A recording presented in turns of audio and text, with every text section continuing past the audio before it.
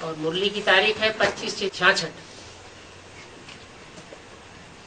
2 page दूसरे page के आगे में बात चल रही थी। ये तुम अभी समझते हो, मनुष्यों को इन बातों का कुछ भी पता नहीं है कि अभी सतो प्रधान बनने का समय है, और बाकी सृष्टि चक्र में कोई भी टाइम ऐसा नहीं होता जब मनुष्य तमो प्रधान से सतो प्रधान बन सके। और बाप आते भी गुप्त हैं, और गुप्त ही तुमको ज्ञान दे रहे हैं। दुनिया में कोई नहीं जानते हैं कि गुप्त रीत तुम विश्व का राज्य लेते हो।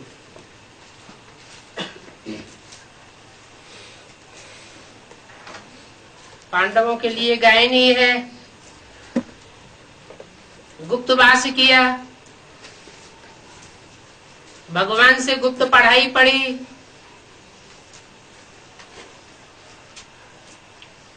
और गुप्त में पुरुषार्थ किया।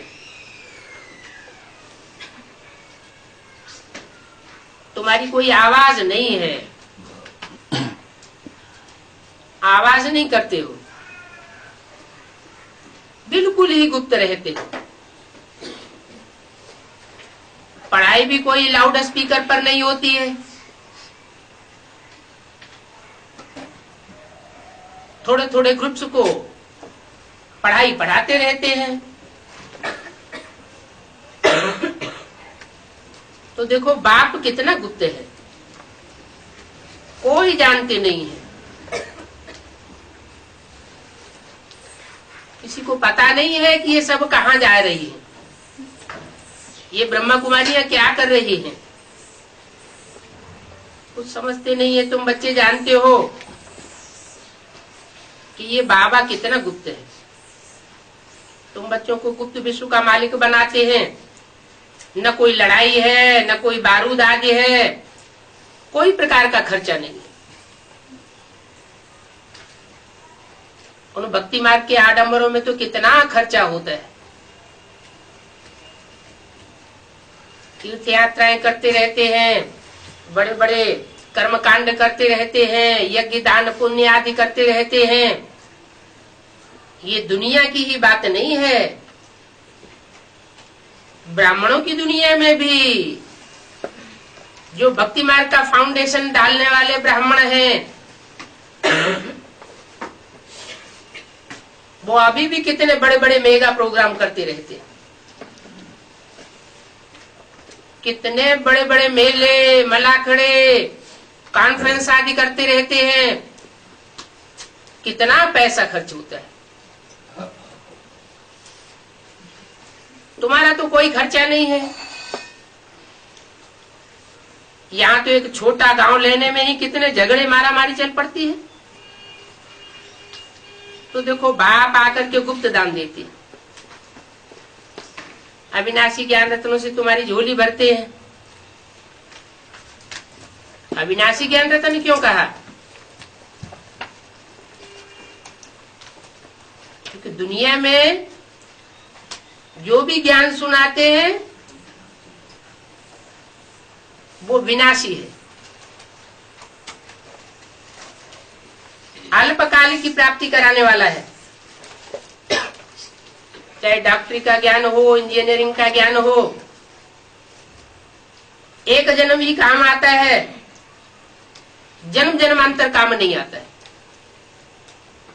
और ये राजयोग की पढ़ाई जो बाप आकर के पढ़ाते हैं, वो अनेक जन्म काम आने वाली पढ़ाई है। इस राजयोग से जन्म जन्मांतर के राजा बनते हो। हिस्ट्री में देखा जाए कितने छोटे बड़े राजाएं हुए, महाराजाएं हुए, इनको राजाई करना किसने सिखाया? कब सिखाया? ये संगम युग का ही समय है, जबकि बाप आकर के राजयोग से विश्व की राजाई हम बच्चों को देते। दुनिया इन बातों को नहीं जानती, तुम्हारा काम गुप्त चलता रहता है। अविनाशी रत्नों से झोली भरते रहते हो। तुम्हारी बुद्धि रूपी झोली है। ये अविनाशी ज्ञान रतन जन्म जन्मांतर के लिए तुम्हारे अविनाशी बन जाते, क्योंकि जो यहाँ जितना ज्ञान धर्म धारण करता है वो जन्म जन्मांतर के लिए माला माल बन जाता है। उसकी बुद्धि में ज्ञान की ऐसी सेटिंग हो जाती है कि परमात्मा की श्रीमत पर चलने वाला जन्म जन्मांतर सुखी रहता है। और सुख का आधार होता है धन। जितना आदमी वेल्दी होगा, धनवान होगा, उतना ज्यादा सुख भोगेगा। तो भोला भंडारी आते हैं, भक्ति मार्ग में भी कहते हैं भर दे झोली, भर दे झोली। शिव भोला भंडारी, तुम जानते हो शिव बाबा हमारी अविनाशी झोली भर रहे हैं, तो ये एक एक रतन लाखों का है। तुम कितने रतन लेते हो, पर तुम कितना साहूकार बनते हो। गायन भी है, राम राजा राम प्रजा राम साहूकार, जिये नगरी बसे दाता धर्म का उपकार। ये तुम्हारा गायन है ना।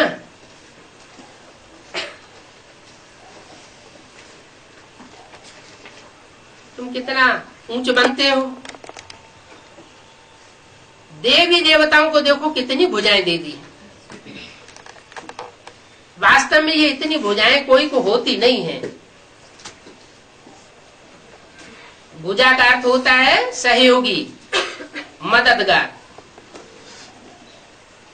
कहते हैं ना, हमारा भाई मर गया, हमारी दाहिनी भुजा टूट गई।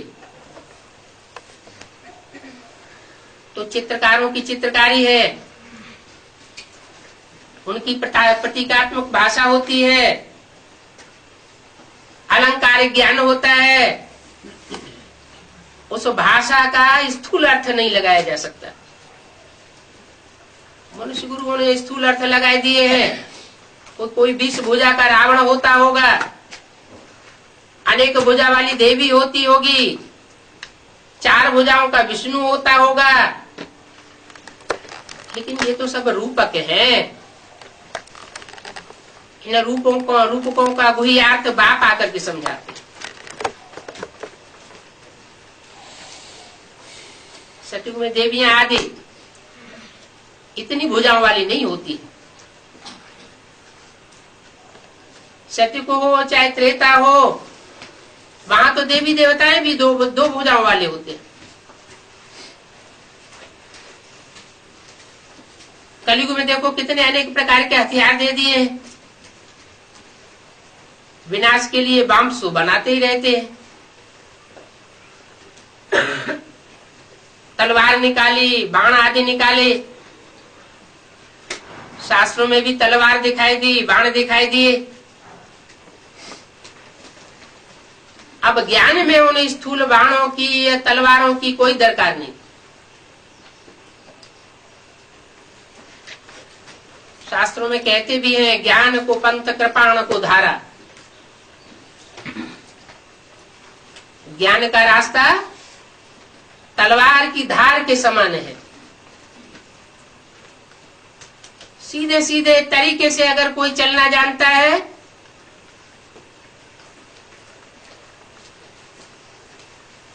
तो विरोधियों के ऊपर ऐसा वार कर सकता है कि विरोधी कोई काम के नहीं रह सकते। उनका विरोध बेकार हो जाता है और हमारी ज्ञान की तलवार काम कर जाती है। ऐसे में कोई बाहुबल भी दिखाने की दरकार नहीं। राम को बाण दे दिए हैं, समझते हो उन्होंने कोई लोहे के बाण चलाए होंगे, विष के बुझे हुए बाण चलाए होंगे। लेकिन राम को तो भगवान दिखाते हैं। भगवान हिंसा कैसे करेगा? आज के सामान्य साधु संत महात्माएं वो भी हिंसा करना नहीं सिखाते। तो भगवान को ये हिंसापना कैसे दिखाई दिया? समझते तो है नहीं। बाप आकर इन बातों का अर्थ बताते।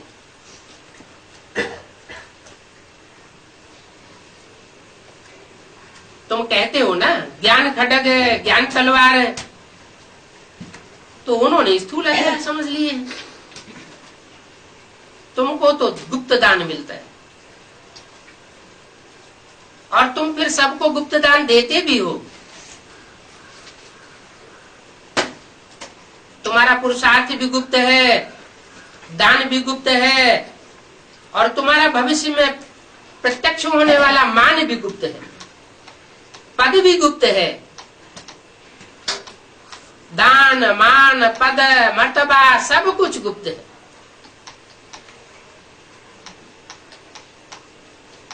क्योंकि तुम श्रीमत लेते हो। जो जितना गुप्त कार्य होता है उतना दमदार होता है। ऐसे तो भक्ति मार्ग में भी गुरुओं ने कहा है, जोग जुगुत जप मंत्र प्रभाऊ, फले तबे जब करिए दुराऊ। जितना जितना हम गुप्त रखेंगे उतना उतना वो ज्यादा प्रभावशाली होता है। यहां तो भगवान की श्रीमत है। कृष्ण तो मनुष्य हुआ, राम भी मनुष्य हुआ। मनुष्य अच्छे कर्म करता है तो देवता कहा जाता है, मनुष्य बुरे कर्म करता है, दुखदायी कर्म करता है तो राक्षस कहा जाता है। दुख देने वालों को राक्षस और सुख देने वालों को देवता कहा जाता है। तो मनुष्य को भगवान नहीं कह सकते।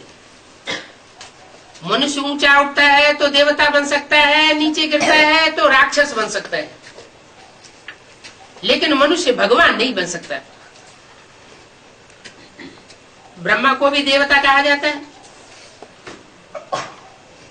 सूक्ष्म पतनवासी देवता दिखाते हैं ब्रह्मा को, इनको भी भगवान नहीं कहा जाता।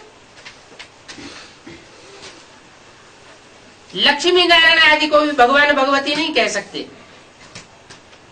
क्यों? क्योंकि वो भी 16 कला संपूर्ण है। भगवान को कलाओं में नहीं बांधा जा सकता, वो तो कलातीत है। भक्ति मार्ग में शास्त्रों में कहती है कलातीत कल्याण कल्पांतकारी। एक तरफ कहते हैं और दूसरी तरफ भूल जाते हैं। उन देवताओं को कहा जाता है डिटीज, यानी आदि सनातन देवी देवता धर्म के पक्के।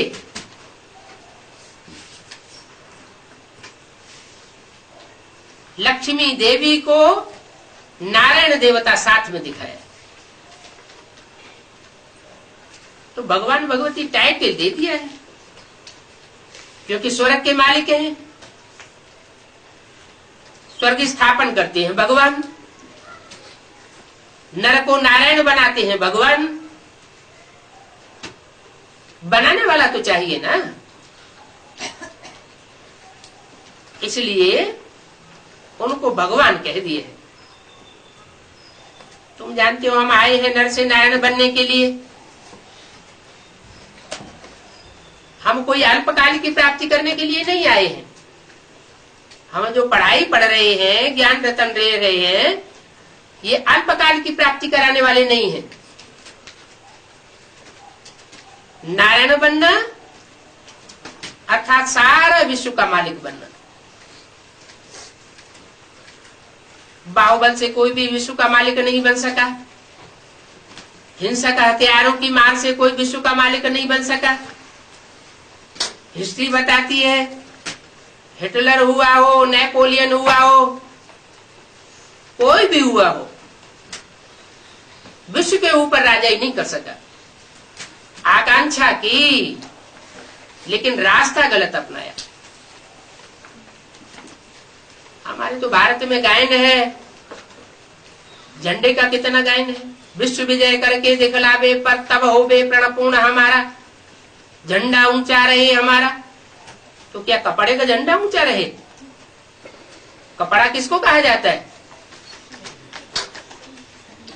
शरीर को कपड़ा कहा जाता है। गीता में श्लोक भी आया है,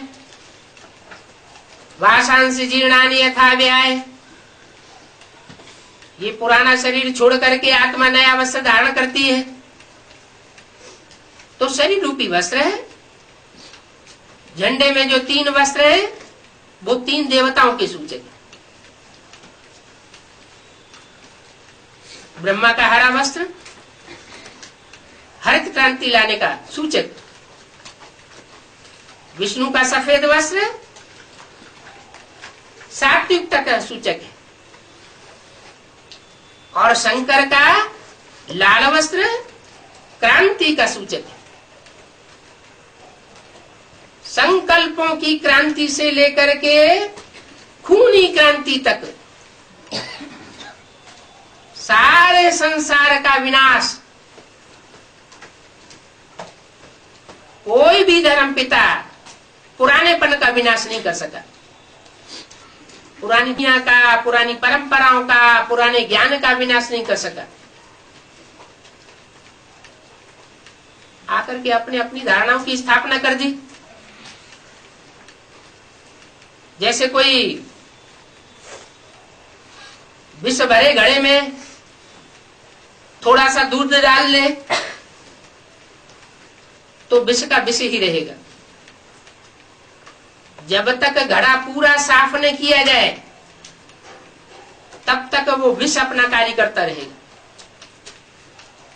तो ऐसे ही इस संसार में कोई मनुष्य मात्र ने पूरी सफाई नहीं की, पूरी दुर्गुणों की सफाई, पूरे भ्रष्टाचारियों की सफाई। जो गीता में कहा गया है, धर्म संस्थापनार्थाय विनाशाय च दुष्कृतम, दुनिया से पापियों का नाश करने के लिए आता हूं। तो वो कार्य जो कोई भी धर्म पिता नहीं कर सकता, कोई भी देवता नहीं कर सकता, वो एक देवता के द्वारा कराया जाता है, जिसे कहते हैं देवदेव महादेव। तिरंगे झंडे में वो लाल रंग का वस्त्र सबसे ऊपर दिखाया गया। ये 3 देवताओं के सूचक हैं। 3 कपड़े। कोई कपड़े का झंडा विश्व विजय नहीं करके दिखलावे। ये चैतन्य वस्त्र हैं जो संगठित होकर के इस सृष्टि में परमात्मा की मत पर कार्य करते हैं, तो सारे विश्व के ऊपर विजय प्राप्त करते हैं। वो सर्वगुण संपन्न 16 कला संपूर्ण दैवी गुणधारी देवता बन जाते हैं।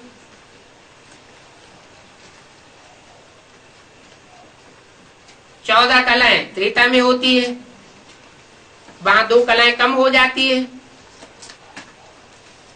जैसे संपूर्ण चंद्रमा की रोशनी अच्छी होती है, 16 कला संपूर्ण कहा जाता है, फिर कम होते जाती है। कम होते होते बाकी एकदम पतली लीक जाकर के बचती है।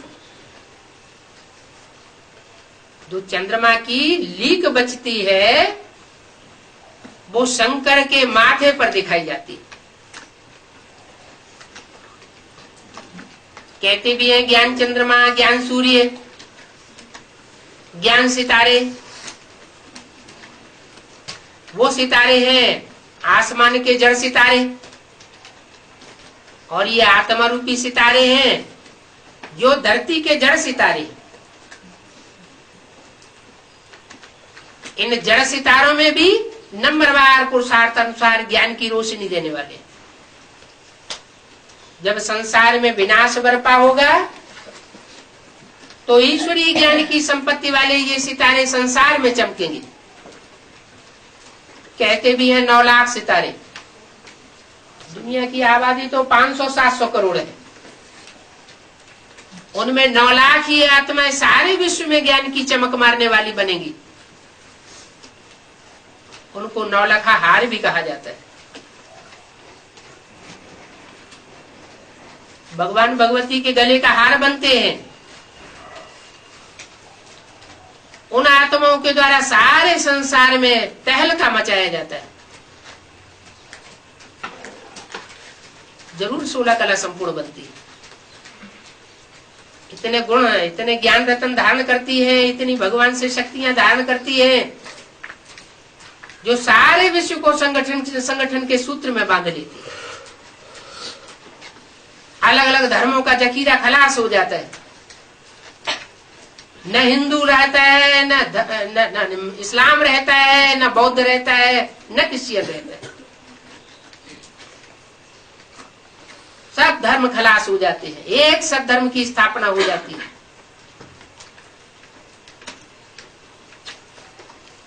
कब होती है? जब ये 3 देवताएं संगठित हो जाते हैं। नाम कहा जाता है ब्रह्मा। ब्रह्मा ने बड़ी, मां माने मां, संसार की बड़े ते बड़ी मां, जरूर बड़े ते बड़ा कार्य करती है। क्या कार्य करती है? मां के अंदर विशेष गुण क्या होता है? सहन शक्ति। मां जैसी सहन शक्ति और कोई धारण नहीं कर सकता। तो वो बाप शिव सुप्रीम सोल पहले आकर के बच्चों के सामने ब्रह्मा अर्थात बड़ी मां के रूप में प्रत्यक्ष होता है। प्यार भरा पार्ट बजाता है, सहानुभूति का पार्ट बजाता है, ममतामयी का पार्ट बजाता है। ऐसी सहन शक्ति का उदाहरण दुनिया में कोई मनुष्य ने नहीं दिया। कोई भी ब्रह्मा कुमार कुमारी से पूछो, पुराना हो नया हो, जिसने ब्रह्मा को देखा हो, तो वो यही कहेगा कि भले हम 10 मिनट के लिए बाबा से मिले, लेकिन ब्रह्मा बाबा ने हमको जितना प्यार दिया उतना दुनिया में हमें किसी से अनुभव नहीं हुआ। तो ईश्वर का वो माँ का रूप है, जिसे संसार में कहते हैं त्वमेव माता। वो माँ बन करके आता है। शास्त्रों में काम के आधार पर नाम पढ़ते हैं, ये ब्रह्मा भी काम के आधार पर नाम पड़ा है। ब्रह्मा द्वारा ब्राह्मण धर्म की स्थापना हो जाती है। नंबरवार पुरुषार्थ अनुसार ब्रह्मचर्य का पालन करने वाले ब्राह्मण तैयार हो जाते हैं। पर शंकर द्वारा आसुरी तत्वों का विनाश होता है। शास्त्रों में भी 2 प्रकार के ब्राह्मण दिखाए गए हैं। रावण, कुंभकर्ण, मेघनाथ जैसे आसुरी ब्राह्मण भी हैं, और गुरु वशिष्ठ और विश्वामित्र जैसे श्रेष्ठ ब्राह्मण भी हैं। श्रेष्ठ ब्राह्मणों की जनसंख्या उंगलियों पर गिने जाने योग्य होती है। जैसे पांडवों को 5 पांडव कहा जाता है। पांडव कहो, पंडा पुत्र कहो, ब्रह्मा पुत्र कहो, ब्राह्मण कहो, बातें की।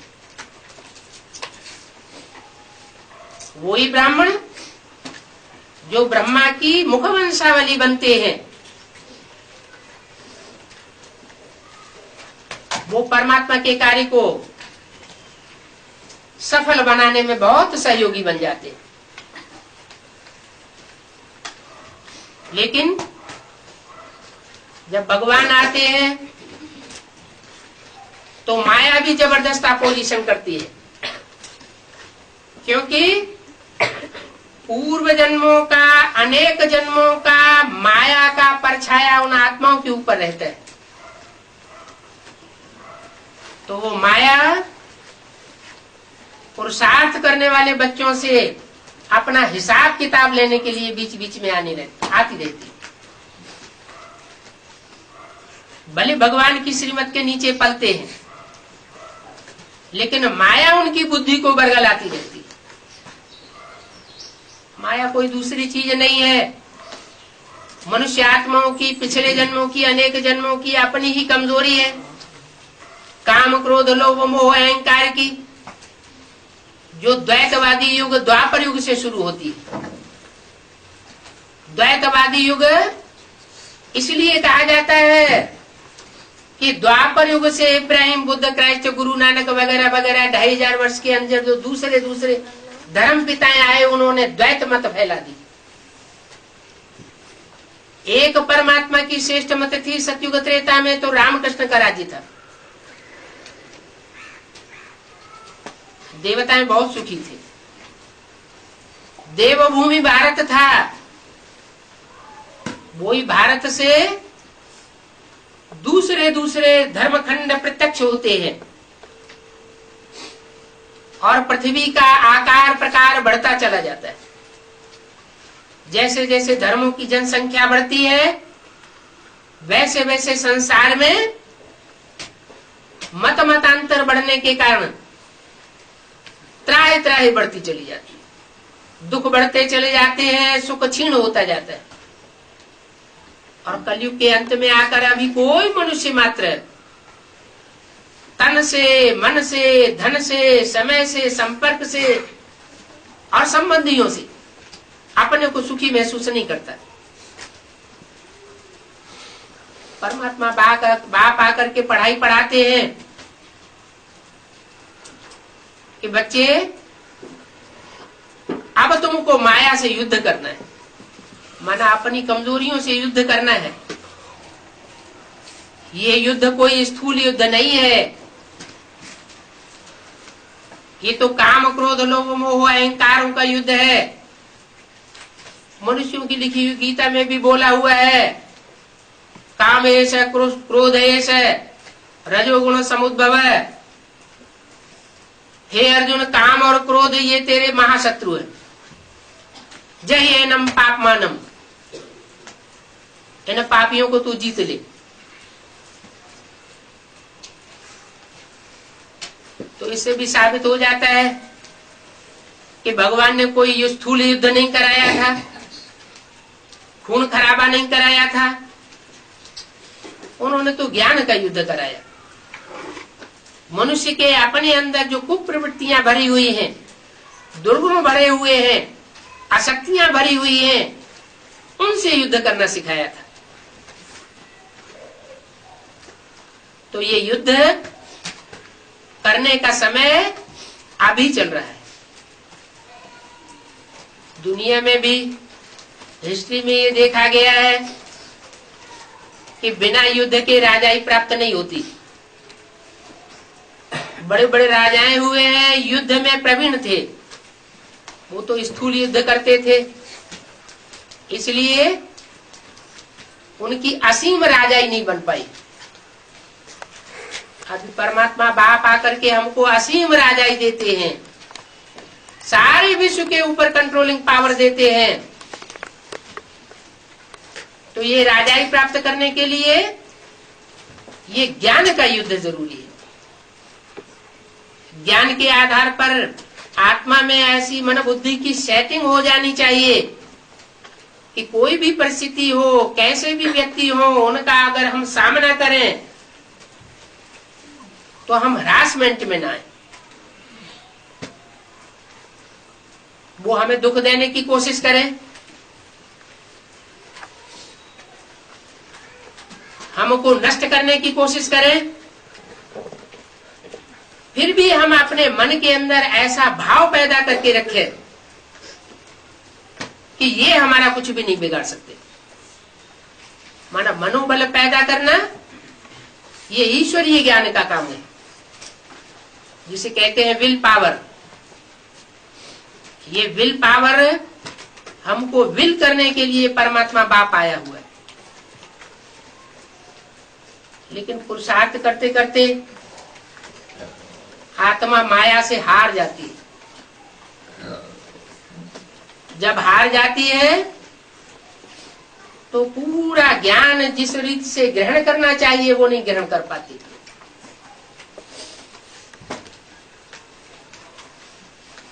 ज्ञान के भी दो स्तर हैं।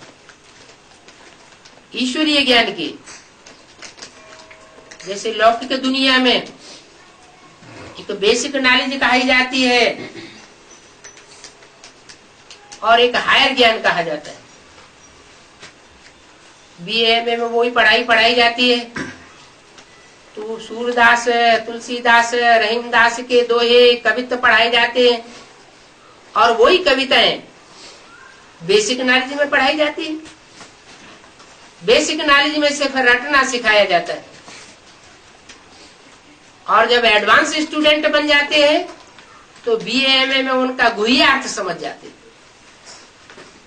ऐसे ही भगवान आकर जो पढ़ाई पढ़ाते हैं वो पहले ऊपर बेसिक रूप में समझाते हैं। बेसिक नॉलेज को जो बच्चा बुद्धि आत्माएं हैं वो रट लेती है, लेकिन उसकी गुह्यता को धारण नहीं कर पाती। यही ब्रह्मा के बच्चों का हाल होता है। ब्रह्मा के जो बच्चे हैं उनमें जो कुखवंशावली ब्राह्मण हैं वो ज्ञान के मर्म को न जानने के कारण ब्रह्मा की कोख को ही याद करते रहते। ब्रह्मा की कोख अर्थात गोद, उन्हें गोद का प्यार मिला है तो वो देह में फंस जाते। उनकी बुद्धि में ये नहीं बैठता इस तन के द्वारा सुप्रीम सोल आकर के ज्ञान सुनाता है। वो सुप्रीम सोल आकर के जो ज्ञान सुनाता है उस ज्ञान को विशेष महत्व देना चाहिए, देहधारी को महत्व नहीं देना चाहिए। इसलिए बाबा ने मुरली में बोला था इस ब्रह्मा का चित्र नहीं रखना है। अगर इस ब्रह्मा का चित्र रखेंगे तो पतित तो बन जाएंगे, बुद्धि भ्रष्ट हो जाएगी। क्यों कहा? इसलिए कहा कि ब्रह्मा वाली सोल अर्थात कृष्ण की सोल बच्चा बुद्धि आत्मा है। जो बच्चा है वो बेसिक नॉलेज को समझ सकता है, लेकिन एडवांस ज्ञान की गहराइयों को नहीं समझ सकता। कृष्ण की सोल के द्वारा अर्थात दादा लेखराज के द्वारा सुप्रीम सोल बाप ने आकर के जो ज्ञान सुनाया वो बेसिक नॉलेज के बतौर सुनाया, उसका गुह्यार्थ नहीं बताया। बाप आते हैं तो बेसिक नॉलेज सुनाने के बाद टीचर के रूप में उसका गुह्यार्थ भी सुनाते हैं। जैसे लौकिक दुनिया में बच्चे होते हैं, बेसिक नॉलेज की पढ़ाई माँ पढ़ाई लेती है, घर में बैठ के भी माँ पढ़ाई लेती है, लेकिन हायर सेकेंडरी स्कूल की या बीए एमए की पढ़ाई पढ़ाने के लिए माँ सक्षम नहीं होती। तो परमात्मा बाप टीचर बनकर के भी आता है। वो बाप भी है, वो स्वयं एक ही रूप में टीचर भी है और एक ही रूप में सदगुरु भी बन के आता है। वो बाप टीचर सतगुरु का रूप झंडे का जो तीसरा कपड़ा है सबसे ऊपर वाला, वो शंकर का रूप है। उस रूप में वो टीचर भी बनता है, सतगुरु भी बनता है और बाप बनकर के सारे विश्व को वर्षा देने के निमित्त भी बनता है। तो शंकर के मस्तक पर जो लीक के रूप में चंद्रमा दिखाया जाता है, वो चंद्रमा ज्ञान चंद्रमा ब्रह्मा की यादगार है। वो ज्ञान चंद्रमा ब्रह्मा माया से युद्ध करते करते क्षीण अवस्था में पहुंच जाता है और वो छीनी हुई लीक शंकर के मस्तक पर दिखाई जाती है। इसलिए मस्तक में आता है, उसके मस्तक में प्रवेश करता है पढ़ाई पढ़ने के लिए। शंकर को त्रिनेत्री कहा जाता है, तीसरे नेत्र को शिवनेत्र कहा जाता है। इसका मतलब हुआ कि वो त्रिमूर्ति शिव ब्रह्मा में भी प्रवेश करता है और ब्रह्मा में प्रवेश करके मां के रूप में संसार में पहले प्रत्यक्ष होता है और बाद में त्रिनेत्री शंकर में सदा शिव के रूप में, सदा शिव नेत्र के रूप में प्रत्यक्ष होता है। शिव नेत्र के रूप में आकर के वो पहली पहली पढ़ाई पढ़ाता है उस बच्चे को जिसे कृष्ण बच्चा कहा जाता है। कृष्ण बच्चा बच्चा है, बच्चा बुद्धि है, अधूरी नॉलेज वाला है। बच्चे से कोई पढ़ाई पढ़ेगा तो अधूरी पढ़ाई पढ़ेगा। बाप बाप होता है, बच्चा बच्चा होता है। कृष्ण को गीता का भगवान बनाई दिया तो अनर्थ हो गया। अरे गीता का भगवान तो गीतापति भगवान होगा ना, बच्चा कैसे गीता का भगवान बनेगा? गीता को तो सर्वशास्त्र शिरोमणि कहा जाता है, सर्वशास्त्रों का माई बाप कहा जाता है। जो सर्वशास्त्रों की शिरोमणि गीता है उसके ऊपर आधिपत्य बच्चे का नहीं हो सकता। ये बहुत भारी भूल हो गई जो गीता में कृष्ण का नाम डाल दिया गया।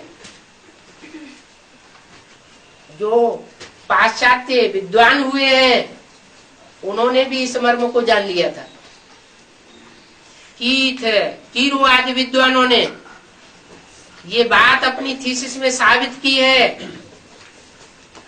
कि ये गीता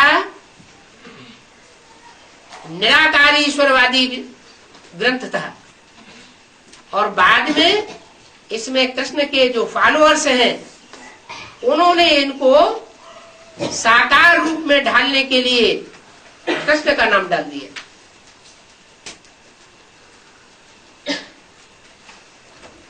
तो साकारी स्टेज वाला तो कृष्ण है, निराकारी स्टेज वाला बीज होता है।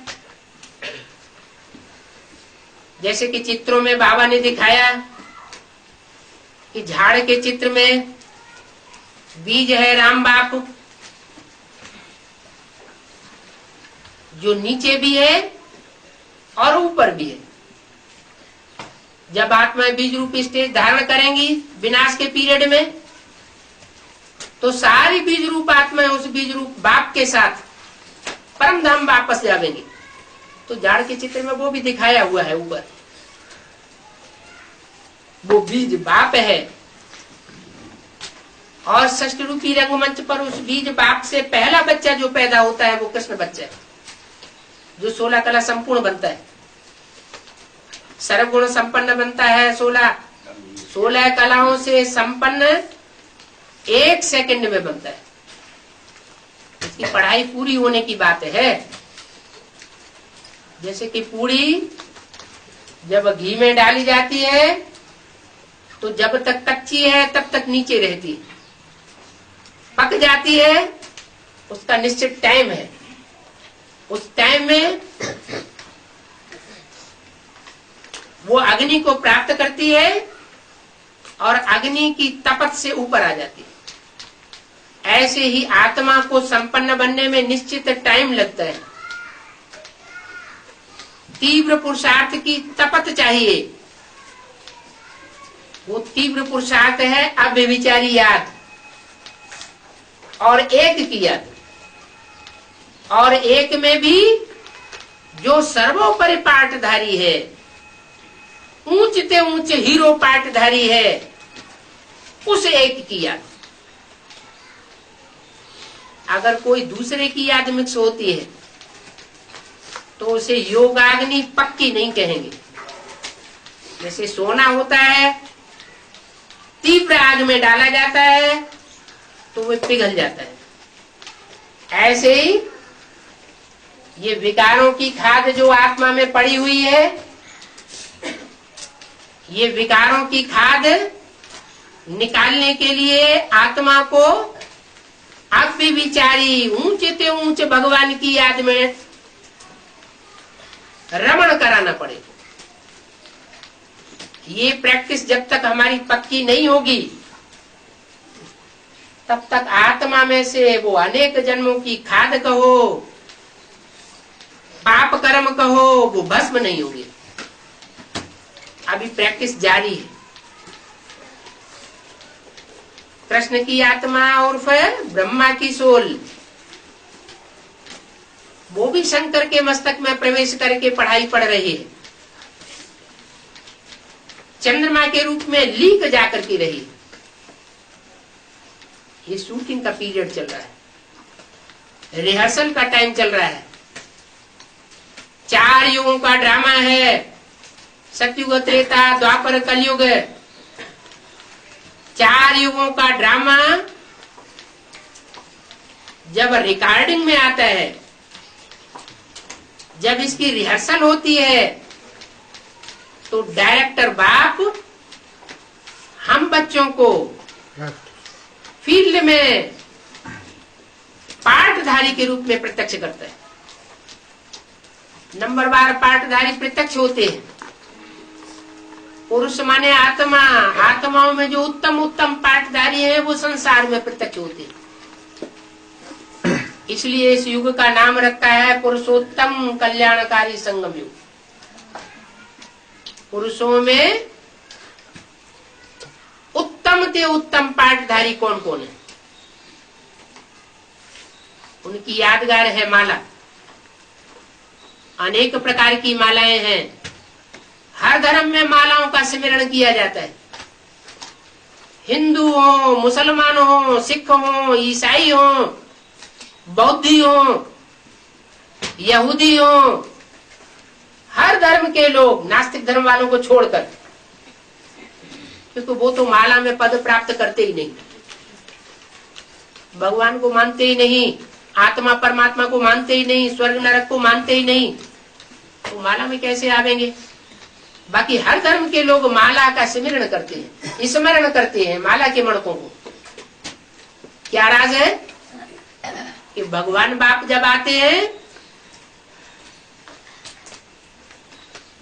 तो माला के पद संसार में डिक्लेयर कराते हैं। वो मणके संसार में प्रत्यक्ष होते हैं। नंबरवार मणके अभी प्रत्यक्ष हो रहे हैं, लेकिन हमारा ज्ञान है गुप्त। गुप्त ज्ञान को लेने वाले वो बच्चे जो गुप्त पाठधारी हैं, गुप्त पुरुषार्थी हैं, उनको संसार नहीं पहचानता है। पहले ब्राह्मण बच्चे पहचानते हैं। ब्राह्मण बच्चों में भी जो श्रेष्ठ पाठधारी है वो पहले पहचानते हैं। 33 करोड़ देवताओं में 3 देवताएं सर्वोपरि, ब्रह्मा, विष्णु और शंकर। ये 3 मूर्तियां पहले प्रत्यक्ष होती, जिनके लिए बोला जाता है झंडा ऊंचा रहे हमारा। माने इन 3 मूर्तियों को संसार में बुलंद करना है। कपड़े के झंडे को बुलंद करने की बात नहीं, वो तो अपने अपने घर में चाहे जितने झंडे फहरा दो। 3 शरीर रूपी वस्त्रों को जो संसार में विश्व विजय प्राप्त करते हैं, उनको संसार में प्रत्यक्ष करना, ये झंडा बुलंद करना। बुलंद कौन करेंगे? जो पहचानेंगे सो बुलंद करेंगे। पहचानेंगे ही नहीं तो बुलंदी कहां से होगी। पहचान को ही ज्ञान कहा जाता है। ज्ञान माने जानना।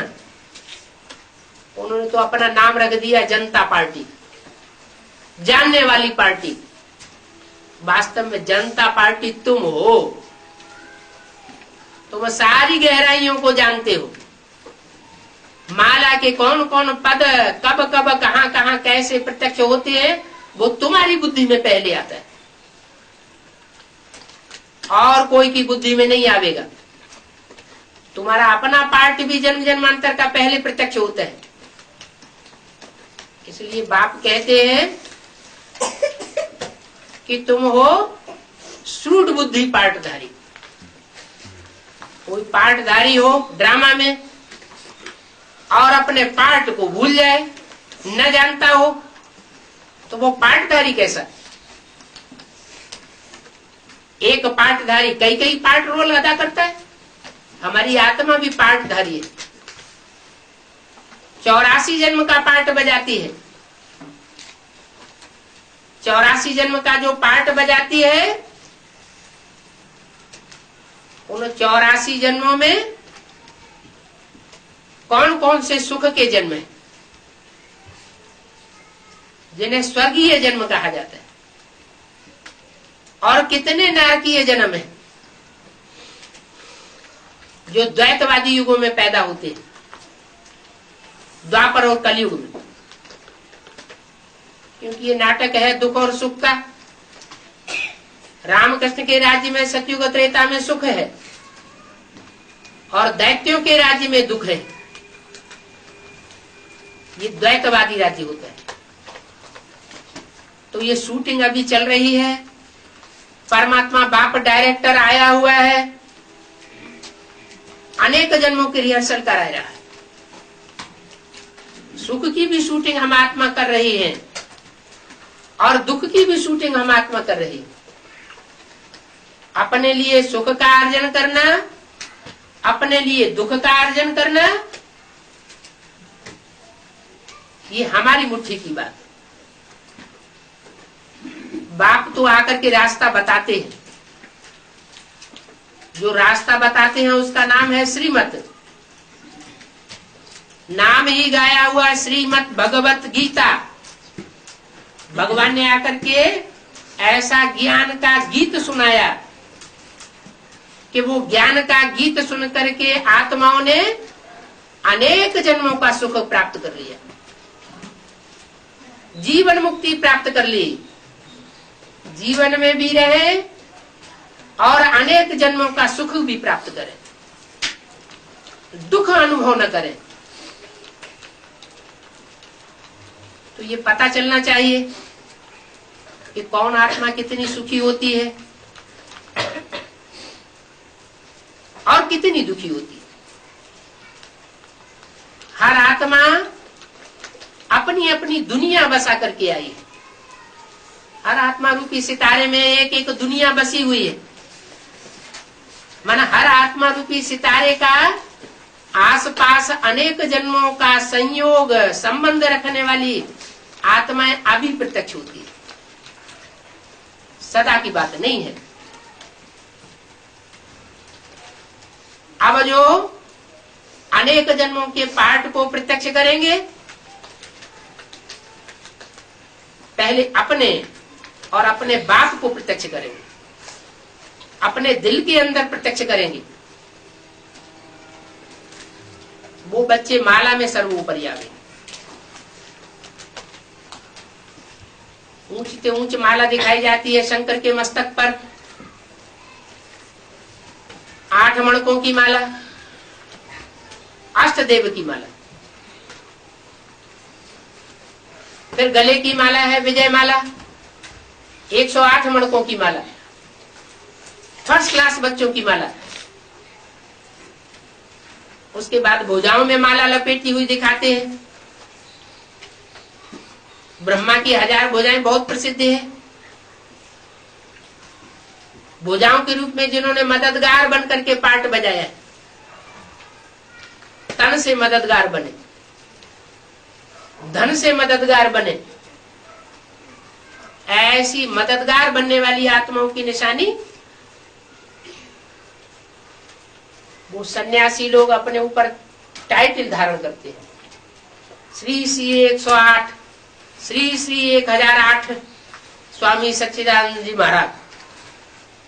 अब वो टाइटल तो परमात्मा का है। परमात्मा बाप जब इस सृष्टि पर आते हैं तो 1000 भुजाएं होती हैं, उनको 1000 आंखें होती हैं, 1000 कान होते हैं। माने हजारों बच्चे उनके सहयोगी बनते हैं। कोई आंख के रूप में सहयोगी बनते हैं क्योंकि वो निराकार को अपनी आंखें नहीं। कोई कान के रूप में सहयोगी बनते हैं क्योंकि उसको अपने कान नहीं। कोई मुख के रूप में सहयोगी बनते हैं ज्ञान सुनने सुनाने के लिए क्योंकि उसको अपना मुख नहीं। शास्त्रों में कहते भी है, बिनु पग चले सुने बिनु काना, कर बिनु कर्म करे विधि नाना। तो वो निराकार सुप्रीम सोल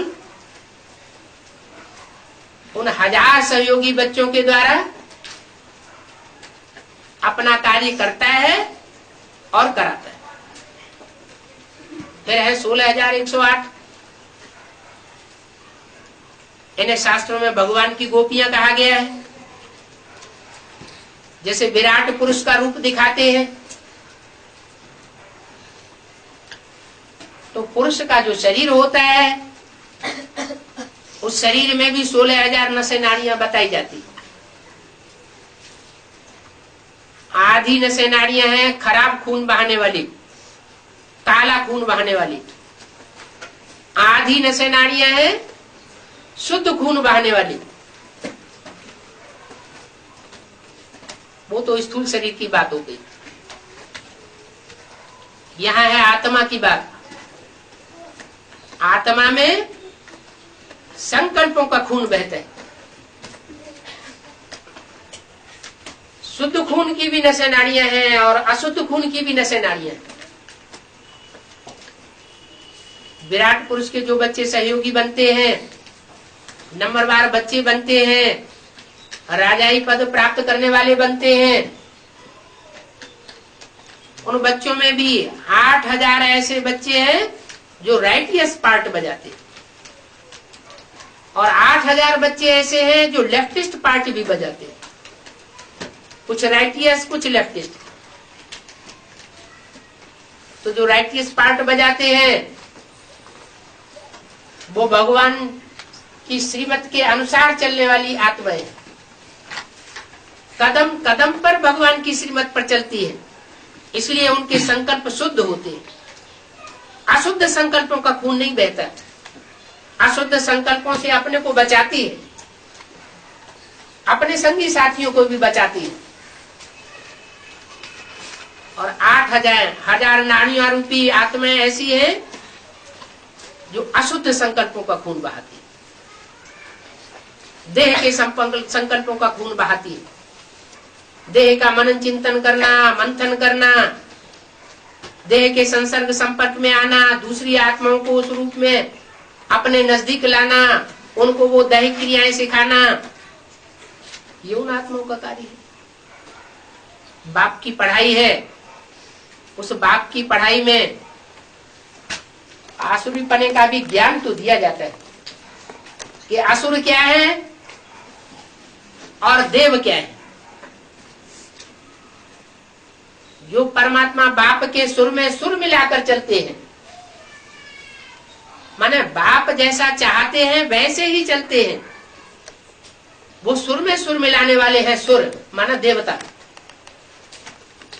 और जो परमात्मा बाप की श्रीमत के विपरीत चलते हैं, बाप कहता है बच्चे देह और देह के संबंधों से परे जाना है, तो बजाय देह और देह के संबंधों से परे जाने के देह का ही चिंतन करते हैं, देह से ही अटैचमेंट करते हैं। दैहिक दुनिया में खुद भी रमण करते हैं और संगी साथियों को भी दैहिक दुनिया में रमण कराते हैं, आकर्षित करते हैं। ऐसे फिर वो असुर बनते हैं। अभी मालाओं में लेफ्टिस्ट मण के और राइटियस मण के, सुर और असुर, ये चेहरे तैयार हो रहे हैं। विराट पुरुष का पूरा रूप तैयार हो रहा है। वरना शास्त्रों में जो विराट रूप दिखाया गया है, ऐसा कोई भगवान का रूप होता नहीं है जिसको हजारों हजार भुजाएं हों, सैकड़ों सिर हों, देवताओं के भी सिर हों, तो राक्षसों के भी सिर हों, तो जानवरों के भी सिर हों। ये तो रूपक बनाया। ये रूपक का भाव बाप आकर के समझाते। अभी समझ लिया तो जन्म जन्मांतर समझदार बनकर के रहेंगे। जीवन में रहते सुख लेंगे, दुख नहीं लेंगे। और अभी अगर नहीं समझा तो जन्म जन्मांतर बेसमझ बनकर के दास दासी बनते रहेंगे। दुख लेंगे और दुख देंगे।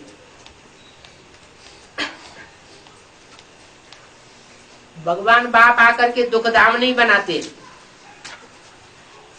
दुखधाम हम अपने कर्मों के आधार पर बनाते हैं। भगवान बाप आकर के जब पढ़ाई पढ़ाते हैं तो जो बच्चे पढ़ाई में ध्यान देते हैं, अपने कर्मों को प्रैक्टिकल जीवन में सुधारते हैं, अपनी वाचा को सुधारते हैं, वो देव पद प्राप्त करते हैं। जो नई पढ़ाई पर ध्यान देते हैं तो रुलेंगे पिलेंगे होंगे खराब, पढ़ेंगे लिखेंगे तो बनेंगे नवाब। नवाब माने राजा। जन्म जन्मांतर की राजाई प्राप्त कराने का समय है, करने का समय है। अभी गफलत नहीं करना चाहिए। ये पढ़ाई फिर किसी जन्म में नहीं मिलेगी। एक ही ये अंतिम जन्म है, जिसको शास्त्रों में भी कहा गया है कि मनुष्य जन्म बहुत दुर्लभ है। 84 लाख योनियों में भ्रमण करने के बाद एक मनुष्य जन्म मिलता है।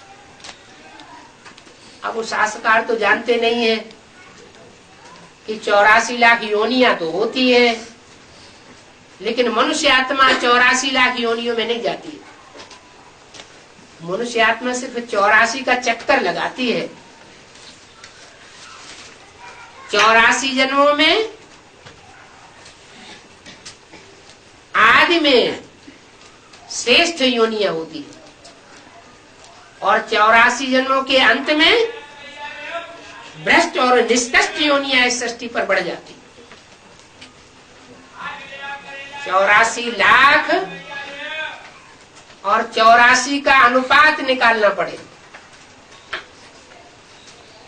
तो हर जन्म में कितनी योनियां बढ़ जाती है।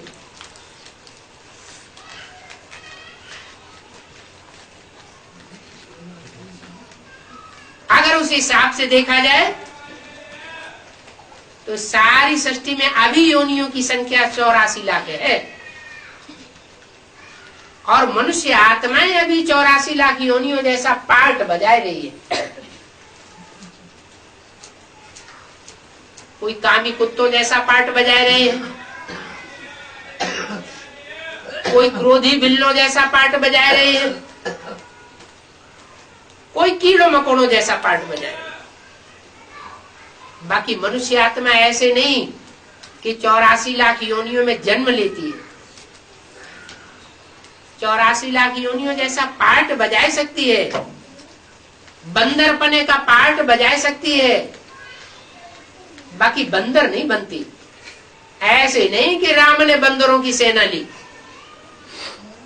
नहीं। बंदर जैसे जो विकारी बुद्धि थे, महाविकारी,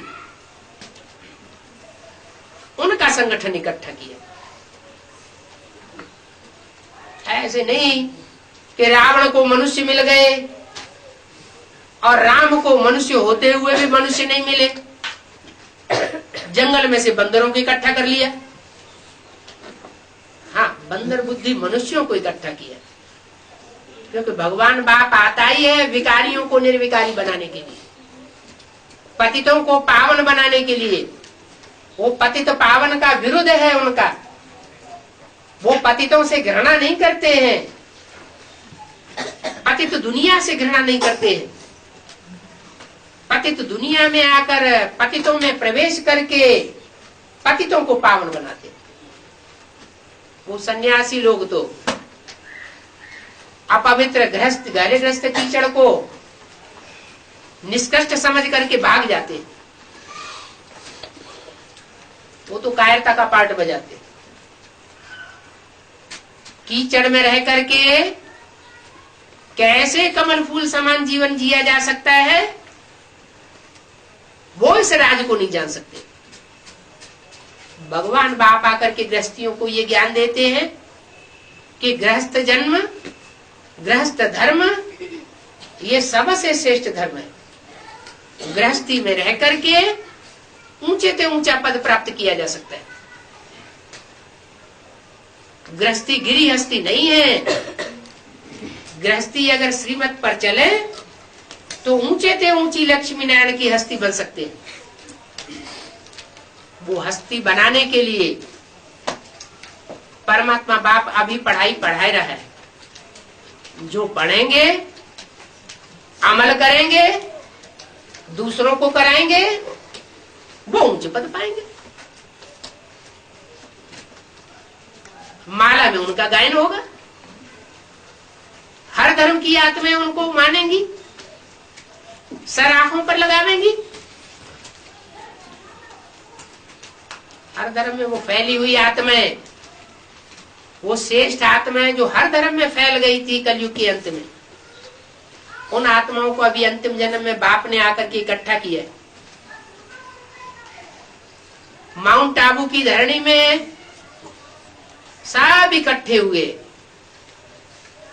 एक बारगी इकट्ठे हुए बेसिक नॉलेज में, और फिर बिखर गए। कब बिखर गए? ब्रह्मा के द्वारा जब स्थापना हुई, उनका शरीर छूटा और बिखरना शुरू हो गया। वो सूर्य का छुपने का पॉइंट माउंट आबू में दिखाया जाता है, सनसेट पॉइंट। ये यादगार माउंट आबू में बनी हुई है, वरना सूर्य का उदय तो पूरब से होता है। माउंट आबू भारतवर्ष के पश्चिम में है या पूरब में है? पश्चिम में। पश्चिम में सूर्य अस्त होता है और पूरब में सूर्य उदय होता है। परमात्मा बाप भी जब इस सृष्टि पर आता है तो बाप बनकर के ज्ञान का बीजारोपण का जो पार्ट बजाता है, वो गुप्त ज्ञान देने का पार्ट है। जैसे कोई बाप गुप्त में बीज का आरोपण करता है माता में, ऐसे ही वो सुप्रीम सोल आकर के कलकत्ते में ज्ञान का बीज डालता है। कलकत्ता है बाप की जन्मभूमि।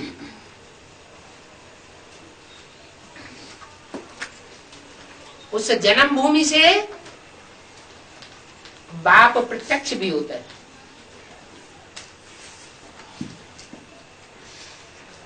दिल्ली को बोला है स्थापनाकारी, बंबई को बोला है विनाशकारी,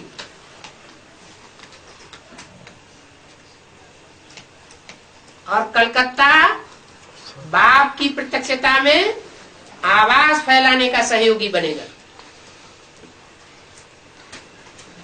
तो वहां से बाप की प्रत्यक्षता की आवाज निकलती है।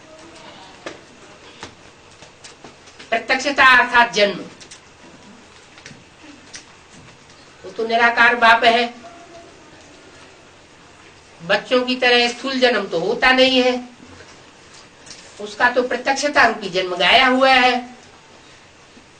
जब संसार में काम क्रोध लोभ मोह अहंकार की चरम सीमा हो जाती है, जैसे रात्रि के 12 बजे अंधकार की चरम सीमा हो जाती है, ऐसे ही सृष्टि पर जब घोर अज्ञान अंधकार बढ़ जाता है, बाहर की दुनिया में भी 500 करोड़ की दुनिया में अज्ञान अंधकार बढ़ता है, आधारभूत ब्राह्मणों की बेसिक नॉलेज में भी अज्ञान अंधकार बढ़ता है, और एडवांस कहे जाने वाले बीजरूप आत्माओं की दुनिया में भी जब अज्ञान अंधकार का चरमोत्कर्ष हो जाता है, तब वो सुप्रीम सोल बाप प्रत्यक्ष होता है। वो सृष्टि का बीज है। वो सुप्रीम सोल शिव राम बाप के द्वारा प्रत्यक्ष होता है। इसलिए रामायण में शंकर को और राम भगवान को एकता दे दी गई। और वो एक गुप्त मत सबे कहो कर जोर, शंकर भजन बिना नर भगत की पावे मोर। माने भगवान की भक्ति, श्रद्धा, विश्वास तब तक प्राप्त नहीं किया जा सकता जब तक शंकर के स्वरूप को कोई न पहचाने। शंकर की आत्मा अलग और राम माने निराकार राम शिव की सोल अलग। शिवद्रोही मम दास कहावा, सो नर सपने मोह न पावा। माने राम वाले व्यक्तित्व को जो इस सृष्टिकार हीरो मंचधारी है, हीरो पाठधारी है, उसको कोई तब तक नहीं प्राप्त कर सकता जब तक वो शिव को प्राप्त न करे, शिव को न माने। कोई कहे कि नहीं शिव कोई चीज नहीं है, जैसे जैनी लोग कहते हैं 24 तीर्थंकर वही साकार भगवान के रूप है, निराकार अलग से कोई चीज नहीं होता। तो अगर ऐसा कोई कहता है कि वो निरंजन निराकार शिव वो कोई चीज नहीं है, साकार में ही भगवान होता है, तो वो यथार्थ को नहीं पहचानता। निराकार भी है और साकार भी है। इनकी पहचान जो बराबर रूप से कर लेता है कि निराकार शक्ति क्या है और सृष्टि रूपी रंगमंच की साकार शक्ति क्या है, वो ही सारा ज्ञान हासिल कर सकता है। अभी करने का टाइम है, उसके बाद फिर कभी इनकी गहराइयों में नहीं जाया जा सकता। जन्म जन्मांतर हम भटकते रहे, रास्ता नहीं मिलता, क्योंकि मनुष्य गुरु रास्ता दिखाने वाले होते, वो सुप्रीम सोल रास्ता दिखाने वाला नहीं होता। इसलिए दुनिया नीचे गिरती गई। दुनिया का उत्थान नहीं हुआ 2500 वर्ष की हिस्ट्री में, पतन हुआ। अब ये उत्थान का टाइम आया।